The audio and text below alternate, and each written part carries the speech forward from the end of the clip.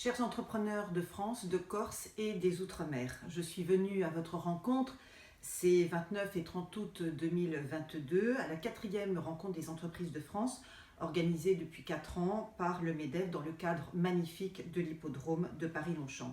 À ma grande surprise, je suis la seule personnalité politique en tant que présidente des souverainistes et chef de parti à avoir fait le déplacement pour échanger avec vous et comprendre vos attentes.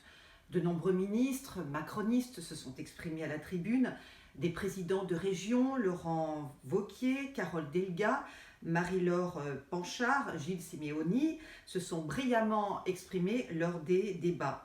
Mais je n'ai croisé aucun chef de parti lors de cet événement remarquable. Le problème des chefs de parti, c'est qu'ils ne connaissent pas l'entreprise. Peu d'entre eux ont travaillé dans des entreprises, en particulier privées, et je dirais que c'est une faille importante dans leur parcours professionnel et politique. Ce n'est pas mon cas, je ne suis pas énarque et je dois à l'université de la Sorbonne et aux entreprises privées de m'avoir formée et je crois bien formée. Car ce que transmet l'entreprise, ce sont d'abord des valeurs. Et ces valeurs, ce sont l'ambition, ce sont le sérieux, c'est le goût de l'effort, c'est l'esprit d'équipe. Et si l'entreprise concilie sa mission entrepreneuriale avec des valeurs humanistes et chrétiennes, alors je pense qu'elle sera encore plus compétitive et plus estimée de la part de ses salariés qui donneront le meilleur d'eux-mêmes dans leur travail et leur engagement. Je dois beaucoup au monde de l'entreprise privée et je tiens en haute estime les entrepreneurs et les entrepreneuses de France, de Corse et des Outre-mer. La France est ce qu'elle est grâce au tissu économique extrêmement dynamique de ces grands groupes, de ces TPE, de ces PME et de ces start-up. Mais je sais que les entreprises françaises se porteraient beaucoup mieux si la France bénéficiait d'un tout autre gouvernement. Car la France est actuellement gérée par un gouvernement technocratique, un gouvernement énarchique, un gouvernement homophile et un gouvernement majoritairement sioniste qui nous conduit à la paupérisation, qui nous conduit à la déliquescence et qui nous conduit au déclin. Déclin moral, déclin spirituel, déclin économique, déclin financier, déclin éducatif et déclin migratoire. Son goût du quoi qu'il en coûte, ses dépenses somptuaires, son étatisme forcené, son attachement aux chèques subventions dans le but de s'acheter les bonnes grâces de ses électeurs et des entrepreneurs sont parfaitement inefficaces et indignes. Il faut que chacun le sache, la France est en faillite. Elle est rongée par une dette publique de 3 000 milliards d'euros, une croissance à 1%, un déficit commercial qui devrait dépasser la barre symbolique des 100 milliards d'euros, une désindustrialisation inquiétante, une subversion migratoire de 6 millions d'étrangers non européens, à laquelle s'ajoute 1 million de clandestins. L'été 2022 a été meurtrier, avec 60 000 hectares de forêts brûlées, en raison non pas du réchauffement climatique, nous ne sommes pas naïfs, mais d'actes incendiaires délibérément criminels. La main satanique qui a mis le feu à la Gironde le 12 juillet 2022 est la même qui a incendié la cathédrale catholique de Notre-Dame de Paris le 15 avril 2019. Et après un état catastrophique, les ministres macronistes viennent faire les beaux à l'université d'été du MEDEF 2022 nous dire « Tout va bien, madame la marquise ». Nous savons qu'ils nous racontent des histoires, que leur narratif est totalement pipé et que la France est en état de décomposition avancée. Quant au discours de madame Borne, notre première ministre, elle a plombé l'atmosphère à l'université d'été du MEDEF, répétant comme un petit perroquet les discours de son patron, M. Emmanuel Macron, et en particulier qu'il fallait se préparer à la fin de l'abondance et à la fin de la souciance, tout en ayant profité tout l'été du jet ski, de la table généreuse et de la piscine privée de la résidence princière de Brégançon. Il n'a pas su, ce discours, convaincre les entrepreneurs présents. D'ailleurs, pas un applaudissement, pas un sourire, par un rire émanant du public n'est venu ponctuer le discours de madame Borne, qui fut à son image morne, tristounet est totalement dénué d'optimisme. Madame Borne nous a annoncé sans ciller qu'en raison de la guerre entre la Russie et l'Ukraine, il se pourrait qu'il y ait cet hiver en France des coupures de gaz, des rationnements d'électricité, des restrictions d'eau, un durcissement des règles de l'assurance chômage et que l'inflation des prix pourrait atteindre 7% et que la décarbonation de l'économie et le développement des énergies renouvelables qui n'ont strictement rien de renouvelable était un levier de croissance. La bonne blague. Madame Borne veut priver l'économie tricolore de gaz et de pétrole, supprimer à terme les voitures thermiques et enlaidir nos rivages et nos paysages par l'édification de milliers d'éoliennes. Eh bien, nous pouvons tous ensemble, dire stop à cette gouvernance maniaco-dépressive, à ce catastrophisme de mauvaise aloi et à cette inflation parfaitement orchestrée et hautement spéculative. Je vous rappelle, messieurs et mesdames les entrepreneurs, mesdames et messieurs les chefs d'entreprise, je regarde effectivement le prix, que le prix du mégawattheure de gaz a dépassé les 300 euros et celui de l'électricité 1000 euros, alors qu'avant la crise, il atteignait, je dirais, 85 euros. Jusqu'à quand allez-vous vous laisser plumer ? Savez-vous que votre impôt sur les sociétés, qui a bondi pour le plus grand bonheur de Bercy et de Bruno Le Maire, sert à entretenir plus de 5,5 millions de fonctionnaires, une myriade de comités théodules, dont l'inutile Conseil national de la refondation, qui sera inauguré le 8 septembre prochain, 6 millions d'immigrés non européens, dont un très grand nombre sont malheureusement délinquants, assistés ou au chômage, et surtout à financer 220 000 avortements par an, ce qui est proprement scandaleux. Le problème des gouvernements successifs de M. Macron, que ce soit les gouvernements de M. Philippe, Castex ou Borne, c'est leur goût des crises et, je dirais, du catastrophisme. Après la crise du Covid-19 qui a duré 2 ans, avec ses méchants confinements, ses masques odieux, ses tests douloureux et sa vaccination anti-Covid hautement toxique, voilà que le gouvernement Borne veut plomber le moral des Français et des Françaises avec la crise énergétique. Or, rien ne justifie que nous, Français et Françaises, payons l'électricité et le gaz plus cher. Notre souveraineté énergétique est assurée depuis des années par notre parc nucléaire et ses 56 réacteurs, notre parc hydroélectrique et notre parc solaire.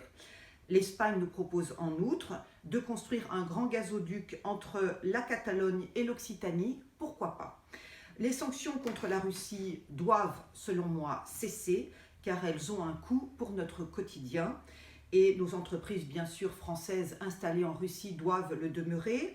Nos grands groupes doivent continuer à acheter du gaz russe et à contourner les sanctions européennes et stupides de Mme von der Leyen au nom du respect de notre souveraineté énergétique et économique. La nationalisation d'EDF, que les souverainistes appellent depuis 2 ans, et le changement de présidence à la tête d'EDF doivent permettre d'assurer aux Français des prix plats et réglementés. Rien ne justifie donc l'envolée des prix sur le gaz et l'électricité, sinon la spéculation mondialiste qui a malheureusement infiltré le gouvernement et le groupe EDF. Car jamais l'État français, dont chacun sait l'obésité, ne s'est autant empiffré. En cumulant l'inflation, la TVA, les amendes délictuelles, les taxes multiples, l'impôt sur le revenu et l'impôt sur les sociétés, l'État français a engrangé en quelques mois 27 milliards d'euros de recettes fiscales en plus par rapport à 2021. Donc les super profits que certains voudraient fiscaliser sont davantage du côté de l'État français que des entreprises tricolores. Aussi, chers entrepreneurs et chères entrepreneuses, si vous voulez un environnement fiscal, normatif et réglementaire stable pour assurer la prospérité de votre entreprise et le pouvoir d'achat de vos salariés, il faut prier et agir pour que le gouvernement Borne, qui est indigne, qui est cupide, qui est incompétent, soit limogé au plus vite et qu'un nouveau gouvernement souverainiste, vertueux et résolument chrétien prenne le relais. C'est audacieux de le dire et pourtant il n'y a pas d'autre solution à la crise. Le corpus des textes législatifs s'est accru depuis 2017 de 15% et va encore s'amplifier durant ce second quinquennat. Il faut donc arrêter cette accélération législative qui bloque toute initiative et toute sortie de crise. Je vous invite dès à présent à lire mon essai politique, chers entrepreneurs. Seuls les souverainistes sauveront la France. Dans cet essai, eh bien, je détaille en tant que présidente des souverainistes toutes les solutions belles, claires, nettes, précises et pragmatiques pour que la France retrouve sa souveraineté et sa prospérité, mais sa souveraineté surtout industrielle, sa souveraineté agricole, alimentaire, énergétique et culturelle.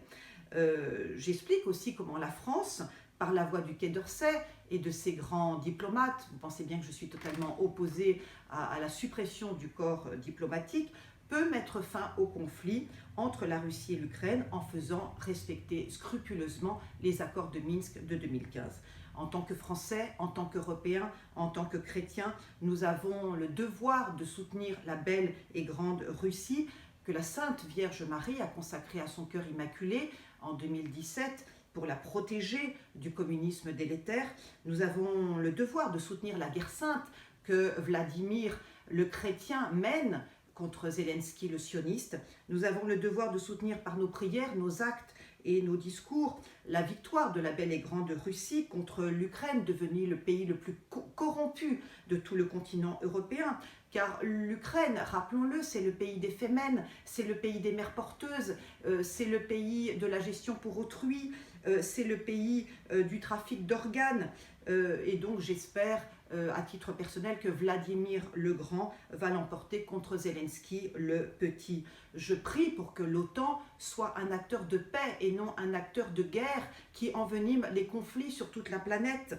Je prie pour que les accords de Minsk soient parfaitement respectés.